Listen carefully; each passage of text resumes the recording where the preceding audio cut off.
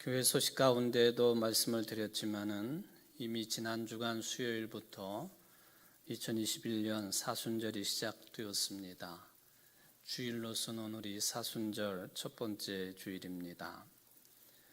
작년 3월 첫 번째 주일이 2020년도 사순절 첫 번째 주일이었는데 그날부터 우리 교회는 주일 예배를 비대면으로 드리기 시작을 했었습니다.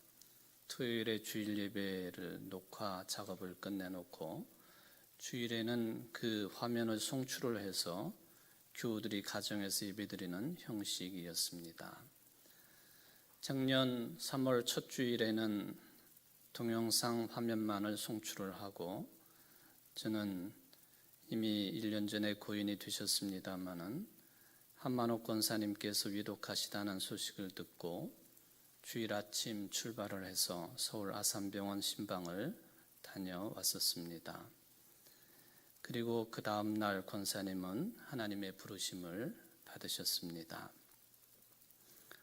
한 번도 경험해보지 못한 상황들이기 때문에 너무 황당하고 어찌할 바를 몰랐던 작년의 상황에 비추어 보면 그래도 지금은 어느 정도 코로나 상황에 적응이 된 것 같기도 합니다. 그럼에도 불구하고 생각을 해보면은 어떻게 이러한 사태가 계속 진행 중일 수 있는가에 대해서 어리둥절할 수밖에 없습니다. 아직도 상당히 조심을 해야 되는 상황이라서 백신을 맞고 또 치료제가 나와도 어쩌면 또 다른 변형 바이러스에 대한 경각심을 늦출 수가 없다고 하는 것 때문에 또 모두 다 힘들어하고 있습니다. 이런 상황 속에서 우리는 올해 또 사순절을 맞이를 한 것입니다. 사순절을 맞이하면서 우리 교회는 교회 내부 또 외부를 또 새롭게 단장하는 그런 시간을 가지고 있습니다. 실내 곳곳에 열어모기 전에 누수 현상을 잡느라고 신경을 썼습니다. 또 여러분들이 예배 끝나시고 교회 정원을 둘러보시면 확연하게 달라진 환경을 보시겠습니다만은 교회 정원 모든 나무들에 가지치기 전지를 했습니다.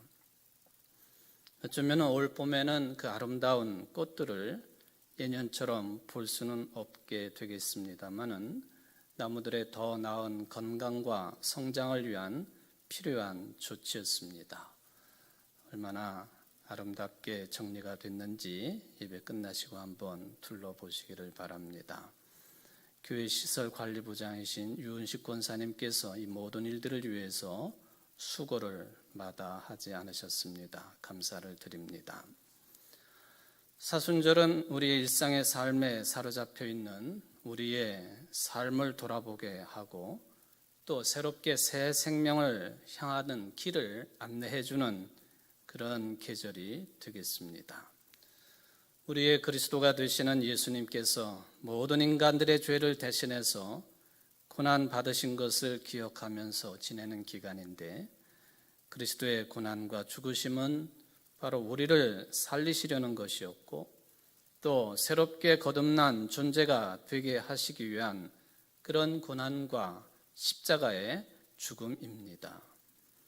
바로 예수님의 고난과 죽으심으로 우리 죄인들은 살게 되었음을 늘 신앙 고백하면서 사순절의 의미가 날이 갈수록 배가 되어지는 놀라운 운치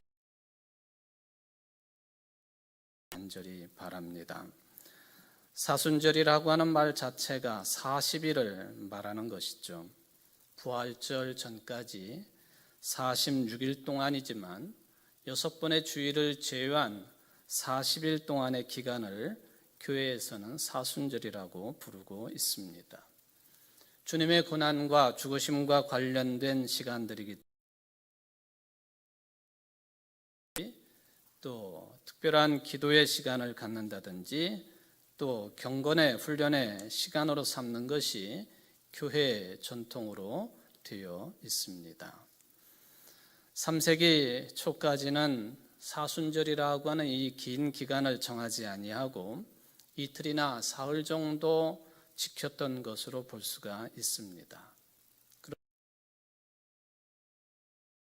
15년 그 유명한 니케아 공회회 때부터 40일간이 사순절 기간으로 정해지기 시작을 했습니다.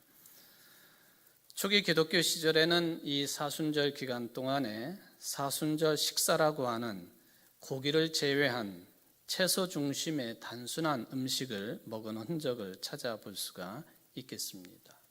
우리는 보통 하루 3끼를 식사를 합니다마는 이때에는 하루에 한 끼 저녁만 먹는 것이고, 저녁을 먹더라도 채소와 그리고 최소한의 생선과 달걀만 허용된 식단을 꾸려나가도록 안내가 됩니다. 물론 시간이 지나면서 이러한 흐름들이 완화가 되어지고 또 금식조차도 완화가 되어지고 교회에 따라서는 구제와 경건의 훈련으로 사순절의 정신을 대체해서 지키고 있습니다. 요즘 같으면은 사순절 기간을 우리가 어떻게 보낼 것이냐 하는 것이 현대의 바쁜 삶을 또 복잡한 삶을 살아가고 있는 그리스도인들에게는 좀 유혹도 많고 또 거칠 것도 많은 그런 시간들입니다만은 많은 그리스도인들이 특정한 음식, 말하자면 내가 개인적인 희생을 치르는 정도로 바뀐 것이 사순절의 흐름이라고 하는 것을 볼 수가 있겠습니다. 그러나 이러나 저러나 사순절의 주된 의미와 정신이 뭐냐라고 할 때는 나를 찾는 과정입니다. 자아를 찾는 과정이지요.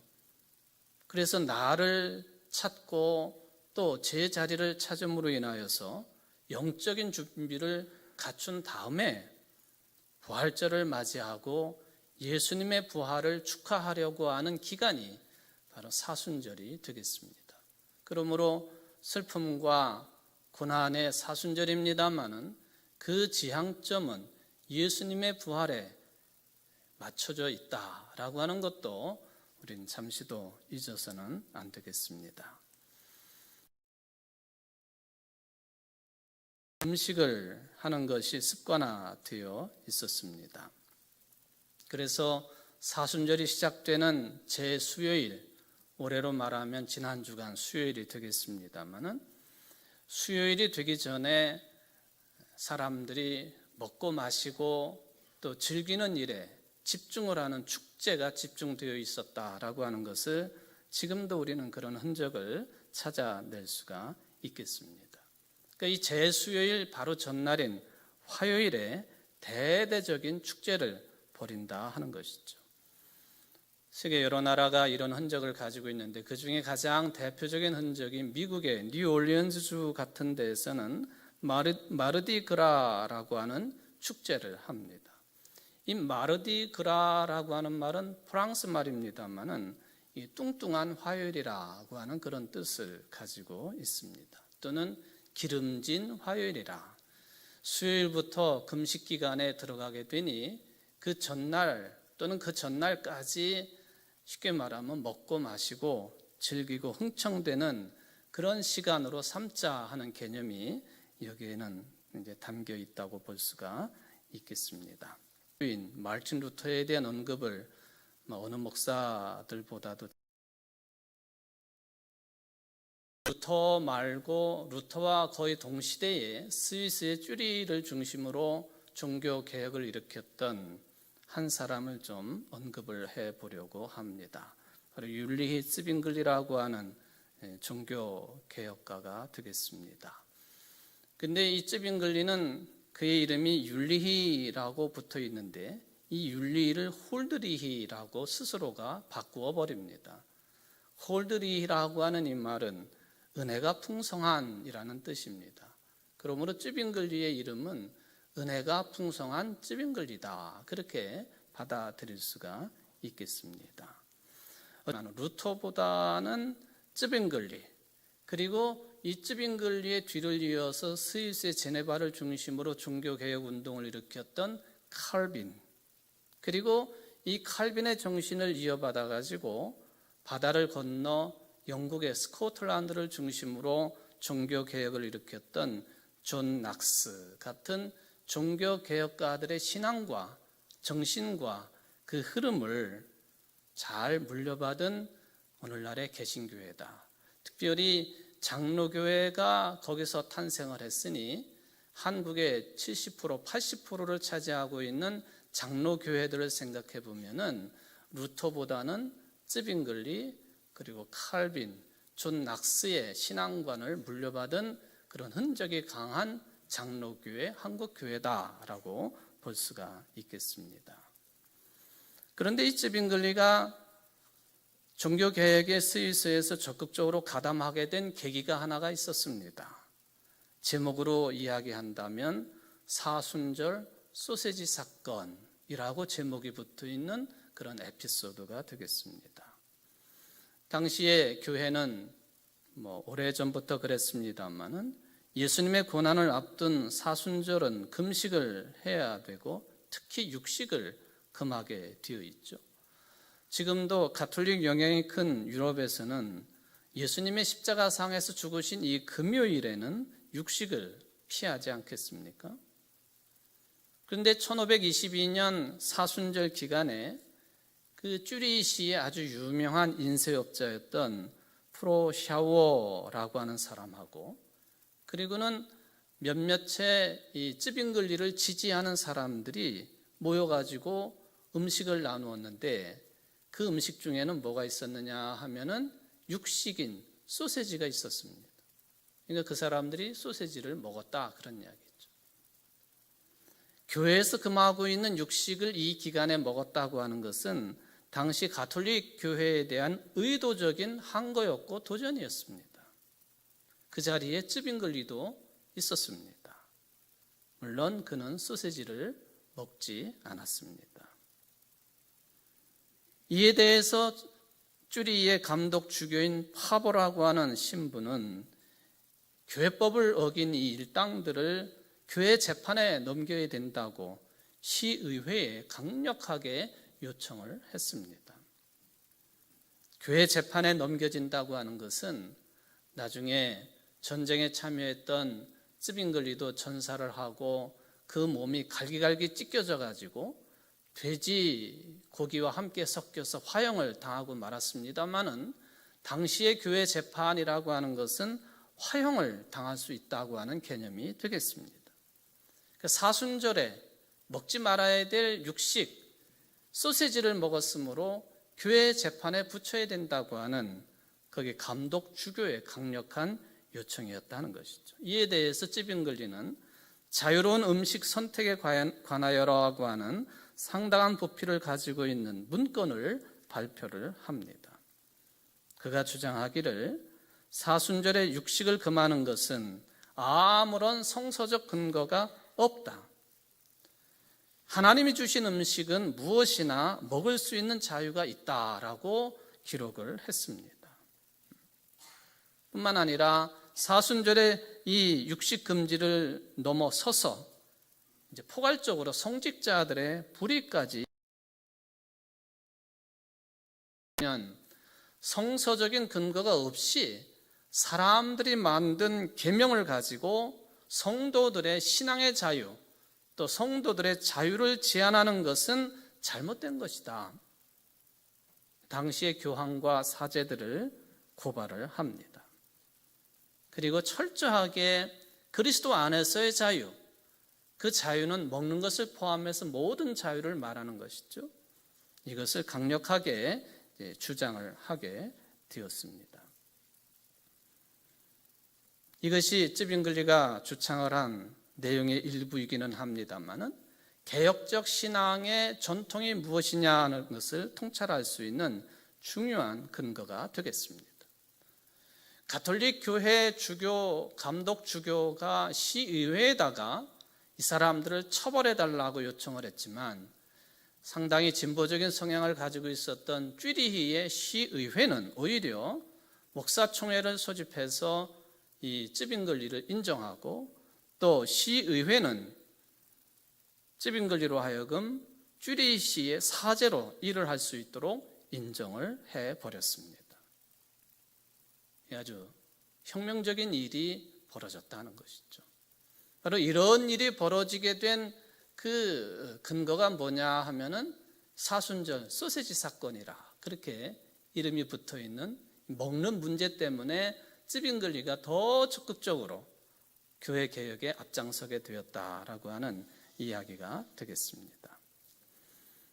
쯔빙글리가 이야기를 한 내용이 많이 있습니다만은 사순절 기간에 금식하는 것도 일반화되어 있지만 금식이 믿음보다 선행될 수는 없다라고 하는 것이 쯔빙글리의 주장이었습니다.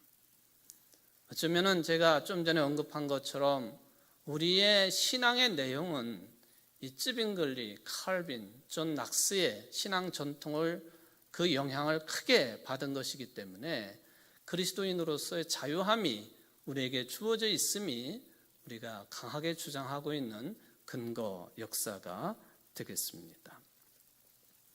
이 사순절 기간 동안에 좀 신경 써서 좀 조절하고 절제하는 사순절 되기를 바라는 마음이 있습니다. 그것은 뭐냐 하면은 우리의 입으로 하는 말에 관한 그런 내용이 되겠습니다. 그래서 이 사순절 기간은 다른 말로 표현하면은 침묵의 훈련 기간이라고도 표현이 되겠습니다.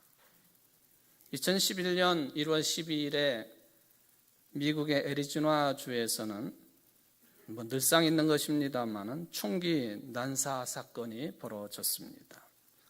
그때 대통령이었던 오바마 대통령이 추모식에 참석을 했고 연설을 한 것이 지금도 회자가 되고 있습니다. 오바마 대통령이 공적인 연설을 할 때에 불필요한 감정을 노출하지 않는 인물로 유명했습니다마는 이 추모 연설에서는 감정을 절제하느라고 부돈 애쓰는 모습이 생중계로 미국 전역에 방송이 되었고 많은 반향이 있습니다. 그가 연설 한 34분 정도 연설을 했는데 거의 끄트머리 부분에 이런 내용의 연설을 합니다. 나는 우리의 민주주의가 크리스티나가 상상한 것과 같이 좋았으면 한다. 우리 모두는 아이들의 기대에 부응하는 나라를 만들기 위해 최선을 다해야 합니다. 다른 앞전 시간들의 연설의 톤보다도 훨씬 강력한 어조로 이 부분을 연설을 했습니다. 그리고는 51초간 아무 말도 하지 않았습니다. 침묵을 했습니다. 물론 어금니를 깨물면서 감정을 추스르는 모습이 그대로 고스란히 시청자들에게 전달이 되었고 현장 화면을 통해서도 거기에 참석한 관중들에게도 전달이 되었습니다. 그러자면 연설을 51초 동안 중단을 한 것입니다. 여러분 51초의 시간이 일상생활 속에서는 굉장히 짧은 시간입니다. 하다가 말고 51초 동안 설교를 중단한다 그러면 굉장히 긴 시간. 저도 그 크리스티나를 언급을 합니다.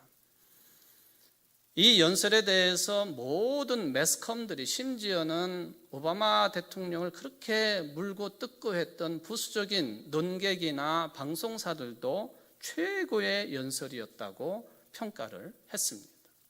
51초의 짧으면 짧다 할 수 있는 그 순간, 또 아주 길게 느껴질 수 있는 그 순간, 미국의 대통령이 온 미국인들과 정서적인 교류를 했다 하는 그런 평가가 주를 이루었고, 오바마 대통령이 워낙 연설가이기도 합니다만은 그의 재임 기간 중에 2년 정도가 된 때였습니다만은 최고의 연설을 했다고 하는 평가가 주를 이루었습니다. 어쩌면은 대통령은 8살 소녀 크리스티나를 비롯해서 여러 명의 희생자를 추모하는 연설을 통해서 유명세를 더했다고 볼 수가 있겠습니다. 그러나 여전히 이런 종류의 재난은 우리 인간들 곁을 떠나지 않고 계속 진행 중입니다. 총기 난사 사건 때문에 이 재난 가운데 한 연설입니다만은 요즘에 우리나라에서는 갓난아기들이 부모에 의해 살해당하는 일들이 계속 벌어지고 있습니다. 뿐만 아니라 세계적으로 기후온난화로 인한 재난은 이제 상상할 수 없을 정도로 진행이 되고 있다는 것입니다. 구약 성경에를 보면은 가뭄이라든지 전쟁이나 전염병, 재난이라고 부르는데 지금 인류가 감당할 수 없을 정도의 재난이 전 인류를, 온 지구를 뒤덮고 있다고 해도 틀리지 않겠습니다. 이런 가운데 우리는 오늘 시편 31편 말씀을 본문 말씀으로 선택을 하고 함께 봉독을 했습니다. 예도 그렇지만은 지금도 앞으로도 우리 인생들이 이 구약 성경 가운데 시편을 자주 읽는 이유가 있겠습니다만은 간접적으로라도 재난과 고통의 깊이를 촉함으로써 인생 삶의 깊이를 그 진수를 가까이 하려는데 목적이 있다 하면은 틀림이 없습니다. 왜냐하면은 시편 대부분이 삶의 질곡에 떨어진 사람들의 탄원이 주요한 내용이기 때문에 그렇습니다. 물론 감사와 찬양과 지혜를 주제로 하는 시들도 있겠습니다만은 가장 많은 분량이 당한 재난과 고통을 하나님께 호소하는 탄원시가 대부분이라고 하는 것입니다. 오늘 시편도 바로 그 탄원시에 속합니다. 시편을 기록한 사람이 끔찍한 불행에 떨어졌습니다. 주변 사람들에게서 전혀 도움을 받을 수 없는 형편이 되었습니다. 그래서 최종적으로 그는 하나님께 탄원을 합니다. 어쩌면 이런 운명에 떨어진 사람들을 우리는 불쌍하게 보든지 아니면은 기피의 대상으로 여길 수도 있겠습니다. 쉬운 예로 눈이 펑펑 내리는 가운데에서 옷도 제대로 갖춰 입지 못한 노숙자를 우리가 만난다고 한다면 우리는 어떤 태도를 보일 수가 있겠습니까? 지난달 1월 18일 오전 10시 31분쯤에 촬영된 그런 사진이 일간지에 실리기도 했고 많은 사람들에게 회자가 되기도 했습니다. 사진을 보시면 뚜렷하게 보이는 것은 아닙니다만은 어떤 서울역 광장에 생활을 하고 있는 노숙자가 광장을 지나가고 있는 신사에게 너무 추우니 커피 한 잔 먹을 수 있는 돈을 좀 달라고 요청을 했습니다. 그랬는데 이 한겨레 신문사의 사진 기자가 그날 대통령의 기자회견 장면을 그 서울역에 모여있는 사람들이 어떻게 듣고 있나 그것을 사진을 찍다가 바로 10시 31분쯤에 어느 한 곳에 쭈그려 앉아 있다가 저 장면을 목격하게 되었습니다. 노숙자에게 자기가 입던 외투를 벗어 입혀주고 그리고 자기가 가지고 있던 장갑을 건네주고 뿐만 아니라 지갑을 열어서 5만 원짜리 돈을 건네주는 그런 장면이었습니다. 지나가는 사람들이 한마디씩 하는 것까지 들었습니다. 옷을 벗어주네? 장갑까지 주네? 아니 돈까지 주네? 돈도 5만 원이네? 이 기자가 이 장면을 찍고 저 신사를 쫓아갔지만 어느새 종적을 감추고 찾을 수가 없었습니다. 나중에 그 노숙자를 찾았는데 저 노숙자가 입고 있는 바지가 저게 무슨 요새 유행하는 무슨 바지입니까? 잠옷 바지. 그런 바지, 얼룩덜룩한 옷을 입고 있었기 때문에 쉽게 찾아가지고 물어보았습니다. 아는 사람이었느냐? 아니라고.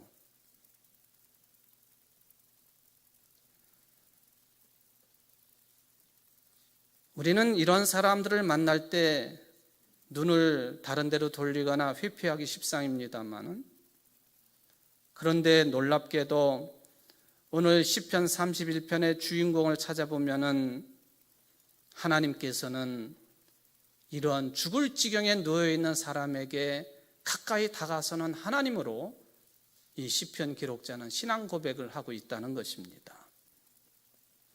그렇기 때문에 지난 수천 년 동안 수많은 사람들이 이 시편을 읽으면서 하나님 앞에서의 인생이 무엇인지를 깊이 깨닫고 감동을 합니다. 오늘 제가 9절부터 본문으로 선택을 했습니다마는 5절의 말씀은 매우 유명한 말씀입니다. 내가 나의 영을 주의 손에 부탁하나이다. 내가 나의 영을 주의 손에 부탁하나이다. 누가복음 23장 46절에 보면 예수님께서 십자가에 달려 계시다가 큰 소리로 불러 이르시되 아버지 내 영혼을 아버지의 손에 부탁하나이다. 바로 이 시편 31편 5절 말씀을 외우시면서 예수님은 십자가상에 숨을 거두십니다.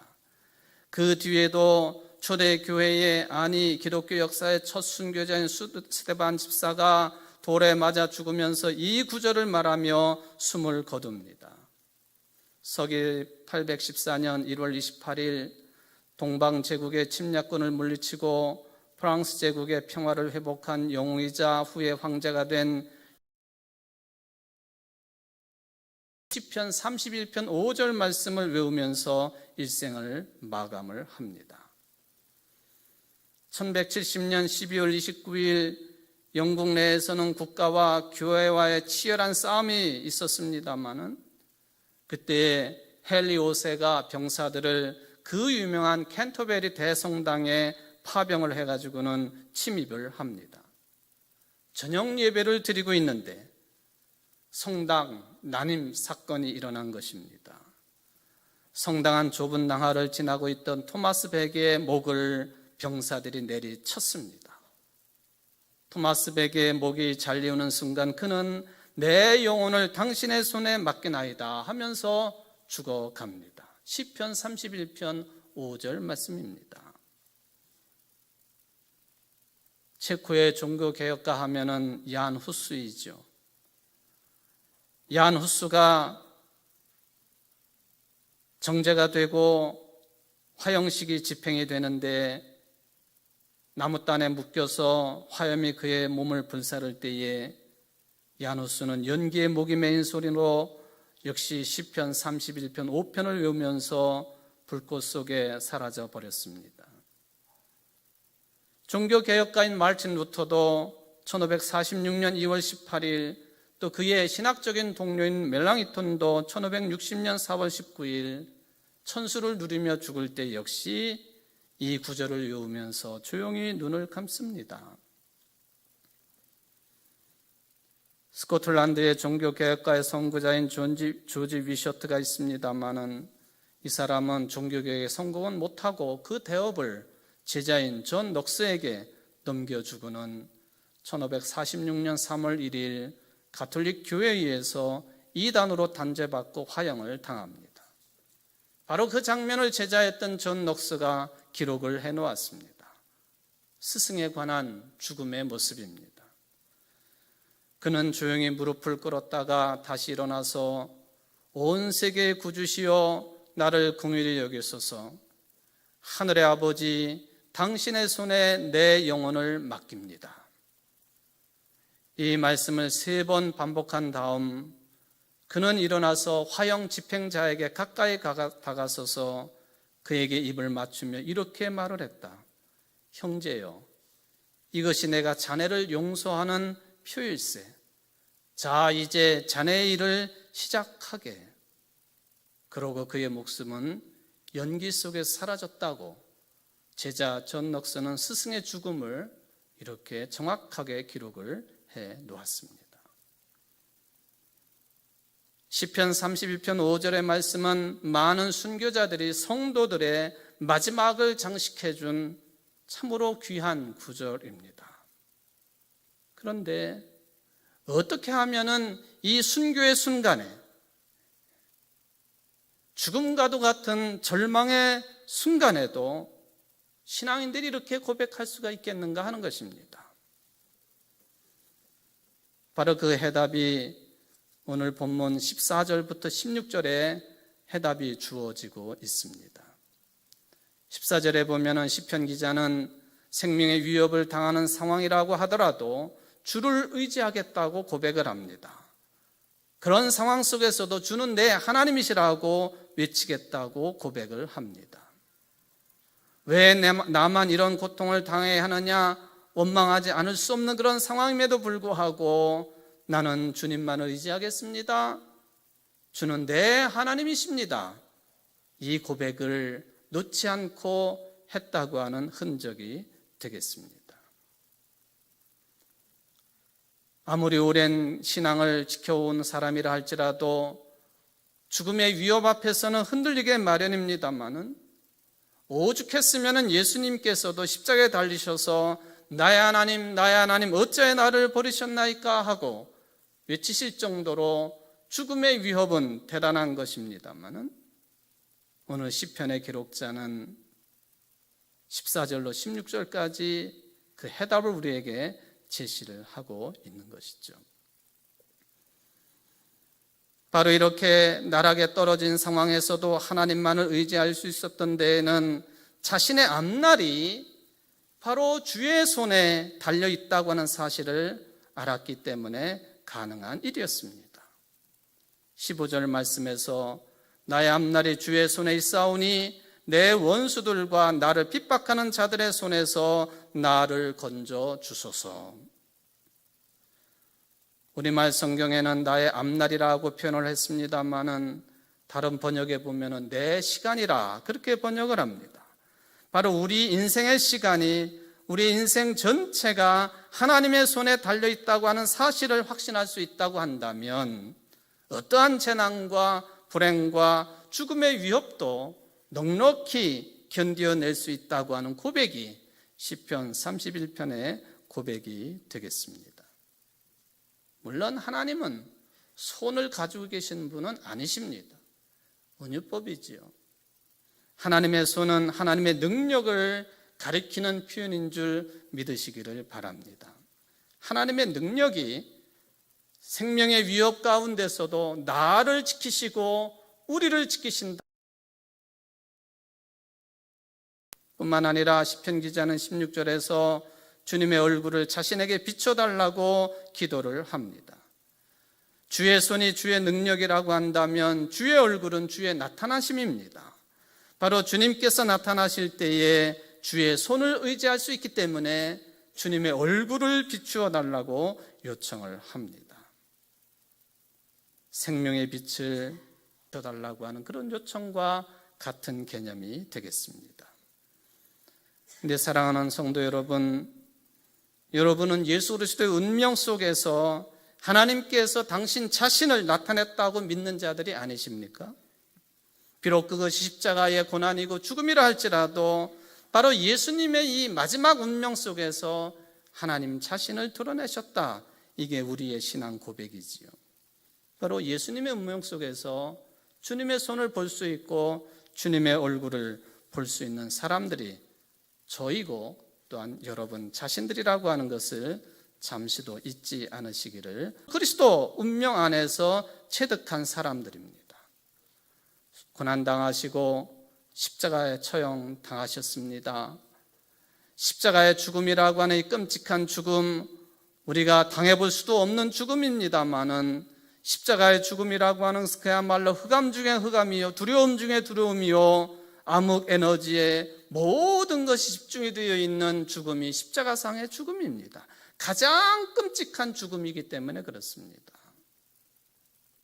여러분들이 지금 죽는다 해도 십자가의 죽음과 같은 죽음의 체험은 우리가 이룰 수가 없겠습니다. 그런데 우리가 살아있는 동안에 이런 것을 미리 앞당겨서 체험할 수 있다고 한다면 그것이 고난의 영성이고 영성의 중심이 바로 그 내용이라는 것입니다. 제가 늘 말씀을 드립니다. 메멘토 모리, 죽음을 기억하라. 내가 지금 살아있지만은 이 삶 속에서도 죽음을 기억하며 살아갈 수 있다고 한다면 예수 그리스도의 우리를 위한 고난과 죽으심의 이 영성에 함께할 수 있다고 한다면 우리는 살아있는 사람이고 죽어도 살 사람들이라고 하는 그런 신앙 고백이 가능하겠습니다. 바로 이것이 가능한 것이 하나님께 대한 믿음입니다.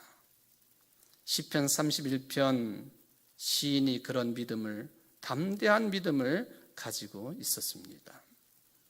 사랑하는 성도 여러분, 여러분은 이 시편 기록자의 신앙 고백을 항상 기억하고 고백하면서 평안한 삶을 누리시기를 바랍니다. 예수 그리스도에게 가까이 가서 하나 된 삶을 살아가는 사람들은 시편 기자가 말하는 것처럼 주의 손을 만날 것이고 주의 얼굴을 볼 수가 있겠습니다. 여러분 모두가 이렇게 깊은 신심 가운데 주님의 얼굴을 보면서 주님의 손이 인도하시는 충만한 삶을 살아가시는 성도들이 되시기를 바랍니다. 이게 바로 사순절의 영성이고 또한 고난의 영성이 되겠습니다. 이 고난의 영성을 통하여서 성숙한 그리스도인의 삶을 영해 나가는 여러분들 되시기를 주의 이름으로 축원을 드립니다. 기도하시겠습니다. 자비로우신 하나님, 참으로 어려움 가운데 있는 우리들을 당신의 손과 얼굴로 건져 주옵소서. 우리가 세상을 살면서 무엇을 바라볼 수 있고 무엇을 만질 수가 있겠습니까? 전능하시고 전지하시며 구원의 손길, 구원의 얼굴로 우리를 지키시고 건지시는 하나님, 예수 그리스도의 고난의 영성에 함께 동참하며 이 고난의 영성을 통하여 하나님을 향한 신앙 고백하기를 원하는 머리 숙인 모든 성도들, 가정에서 예배를 드리고 있는 모든 성도들에게 크나큰 은혜를 베풀어 주시고 주님의 손과 얼굴로 나를 건지시고 우리를 건지소서라고 하는 고백하에 신실한 삶을 살아갈 줄 아는 이 사순절 기간이 될 수 있도록 도와주옵소서. 예수님의 이름으로 간절히 기도하옵나이다. 아멘.